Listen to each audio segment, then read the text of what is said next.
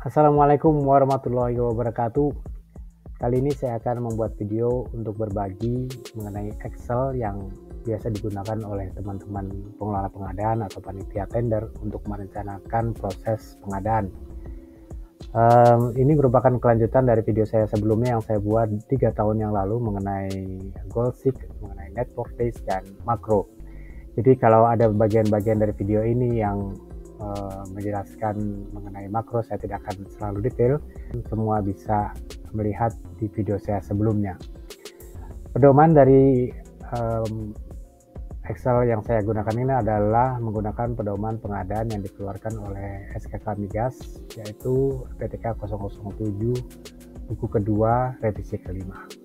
Yuk mari kita mulai. Nah, di sini ada Excel yang sudah saya persiapkan ya sebelumnya, jadi saya tidak akan membuat Excel dari awal. Yang penting rekan-rekan yang biasa menjadi panitia tender atau pengelola pengadaan biasanya sudah paham apa-apa saja field atau data-data apa saja yang diperlukan di sebuah form untuk merencanakan tata waktu pra-tender dan proses tender. Ini ada kolom-kolom mengenai perusahaannya, fungsi pengguna siapa, juga ada data mengenai judul pengadaan atau nama kontrak nantinya. Kemudian ada juga data mengenai nomor daftar pengadaan atau nomor tender. Juga ada data mengenai jenis pengadaan, data mengenai metode pengadaan seperti apa, dan expected tanggal berlakunya kontrak kapan, dan estimasi nilai kontraknya kapan.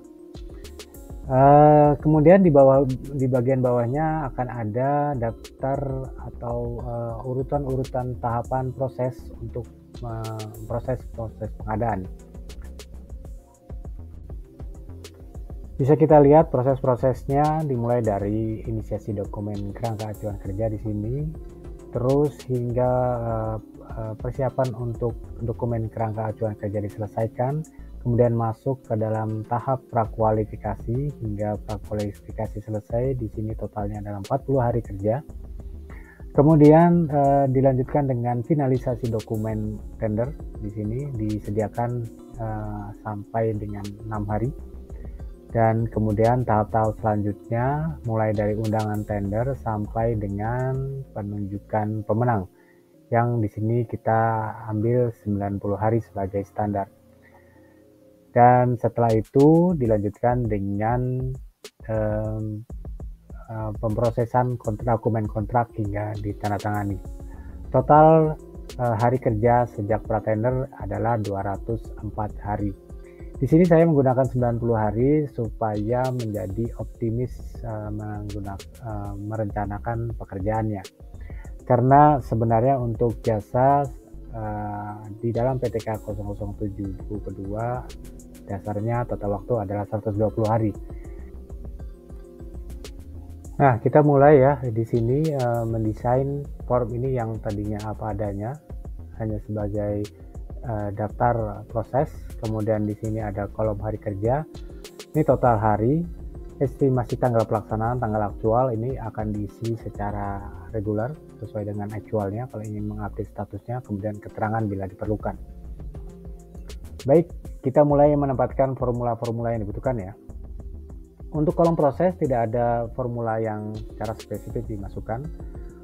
Kemudian untuk hari kerja ini sebenarnya secara umum dia hanya number, di sini hanya angka. Tapi ada bagian nanti yang bisa dimasukkan formulanya bergantung kepada pilihan jenis pengadaan dan metode yang digunakan. Di kolom hari kerja ini tidak semuanya sebenarnya adalah angka yang pasti ya, tapi bisa juga dimasukkan formula.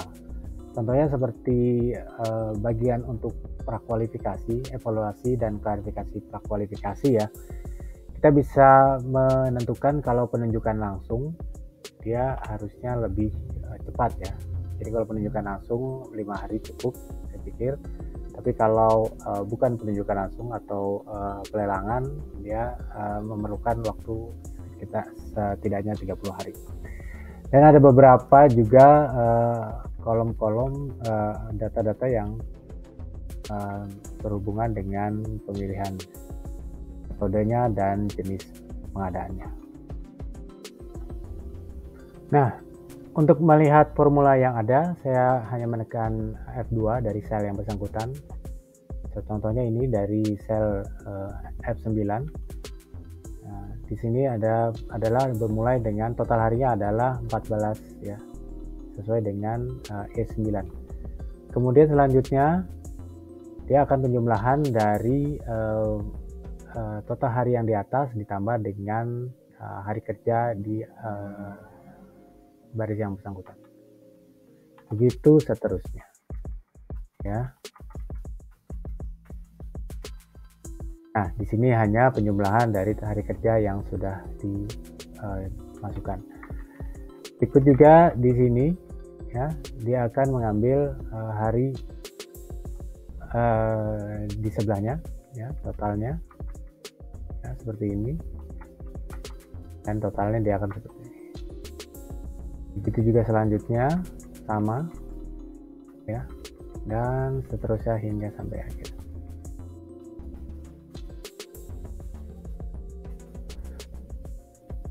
Oke, untuk estimasi tanggal pelaksanaan, sebenarnya kan di sini kolom ini ingin mengetahui tanggal setelah hari-hari kerja ini dimasukkan ya. Contohnya kita mulai semua perencanaan ini tanggal 14 November ya. 14 hari kerja kemudian itu tanggal berapa ya? Di sini kita bisa lihat di sini ini adalah tanggal hari setelah 14 hari setelah 14 November ya. Jadi kita lihat di sini formulanya menggunakan workday. Workday yang menggunakan H9 sebagai referensi awal ditambah dengan E9 dengan jumlah hari kerja dan mengexclude atau tidak ikut menghitung holidays. Nanti kita bicara mengenai holidays, mengapa ada holiday seperti ini ya. Di sini semua seperti itu, dia akan menghitung ya. Di sini contohnya 5 hari setelah 2 Januari itu tanggal berapa 5 hari kerja, yaitu 8 Januari ya. Nah, kenapa ada di sini kita bisa lihat ada holidays. Holidays ini sebenarnya sebuah tabel yang sudah kita set sebelumnya ya. Di sini adanya di sini, ini adalah tabel holiday. Nanti kita bahas bagaimana cara membuatnya ya. Sini. Sehingga tanggal-tanggal ini sudah akan menghitung hari kerja dan juga mengexclude hari-hari yang sudah kita tentukan sebagai holiday ya. Oke. Kemudian kita coba ya bagaimana membuat daftar holidays yang di sini ya. Yang dipakai di sini holidays. Kenapa bisa ambil data dari sini ya? Kita coba aja. Kita buat data baru namanya liburan. Bukan holidays atau liburan. Datanya karena ini datanya sama, saya copy aja dari sini. Ya, cara value-nya aja. Kita lihat formatnya harusnya tanggal. Oke ya. Nah, kita buat di sini. Kita format sebagai table seperti cantik. Oke. Mulai dari data pertama hingga akhir kita highlight, kemudian kita masuk ke formula, define name, kita tentukan namanya liburan. Oke. Sehingga kalau nanti kita pakai di sini yang tadinya sebagai holidays, kita ganti aja dengan liburan. Ini liburan, double klik, kita enter, dia akan berimpact yang sama ya. Bisa kita lihat ini liburan holiday sama aja hasilnya. Ganti di sini ya, liburan terus ya, sama saja. Tadi ya kita punya dua kolom yang sama sebenarnya. Baik, tahap berikutnya kita bahas mengenai delta plan ini. Delta plan ini sebenarnya untuk membandingkan expected target berlaku kontrak ini dibandingkan dengan tanggal akhir hasil dari formulasi semua ini, yaitu tanggal total hari untuk sirkulasi kontrak ini ya. Apakah dia matching ya dengan tanggal yang sama, berarti kan delta plan-nya 0. Ini bisa kita coba praktekkan ya, kalau misalnya tanggalnya lebih cepat ya, bukan September, misalnya 1 Juli 2024. Nah, ini dia kekurangan 80 hari ya. Kalau dimulai 14 November berarti kekurangan 80 hari.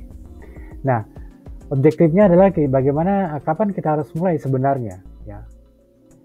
Nah, kalau kita ingin mengetahui kapan kita mulai sebenarnya kan biasanya satu persatu kita ganti ini tanggal berapa sih ini ya, tanggal misalnya tanggal lebih awal harus ya, berarti 9 September misalnya 2023 ya, jadi 16 hari. Tapi kan kita hanya nebak-nebak ya. Nah, bagaimana supaya kita langsung bisa mendapatkan tanggal yang pasti ya, kapan mulainya, agar di sini 1 Juli ini bisa tercapai. Kita menggunakan goalseek ya. Nah, bagaimana menggunakan goalseek? Rekan-rekan bisa melihat di video saya sebelumnya yang 3 tahun lalu yang sudah saya jelaskan apa itu goalseek ya. Nah, tapi di sini kita coba aja ya. Sebenarnya kan objektifnya adalah delta plan-nya 0 ya. Akan nilainya 0, tidak ada delay. Ya, kalau minus 16 berarti masih delay 16 hari.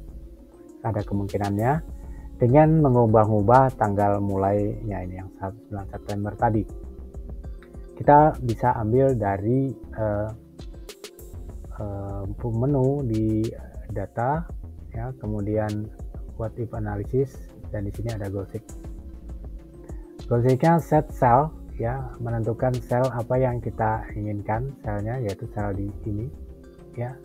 Ini sebagai objektifnya. Tadi objektifnya apa? Mendapatkan nilai 0 dengan mengubah-ubah yang mana? Yang mengubah tanggal di sini ya. Oke, dia dapat ya, jadi 23 Agustus. Nah, hal yang sudah kita lakukan tadi menggunakan menu yang ada di sini, yaitu dengan dengan data, what if analysis, dan goalseek, bisa kita masukkan ke dalam formula yang tinggal klik ya dengan menggunakan makro. Di sini ada tombol yang sudah kita lengkapi dengan makro. Baik, sekian dulu video pendek dari saya ini. Belum terlalu detail memang, tapi kita akan lanjutkan di video-video selanjutnya. Mudahan rekan-rekan bisa selalu mengikuti lebih detail dan bisa sharing banyak ilmu dengan Excel, dan bisa membantu pekerjaan rekan-rekan para pengelola pengadaan dan panitia tender. Sekian, wassalamualaikum warahmatullahi wabarakatuh.